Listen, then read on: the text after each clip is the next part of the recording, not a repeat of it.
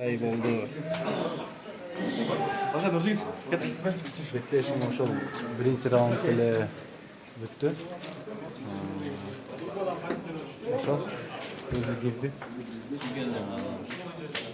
Аны койгон керек. Насип кылгандай болду. Эми бул беттешти өтсөң сен алдыда кандай пландар, кандай максаттар? Алдыда эртең бир жумадан кийин чемпионат Киргизия болот. Кыргызстан биринчилиги бирге дүйнөлүк чемпионатка отбор. Ошого катышам буюрса. Андан кийин орозо. Орозодон кийин кайрадан тренировка кылып, сунуштар баштаяктан түшкөн сунуштарга карайбыз. Атааңдашыңыз эмне деп айта аласыз?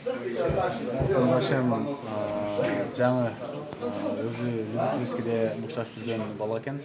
ММАге биринчи жыл чыгыптыр мындай эмеге.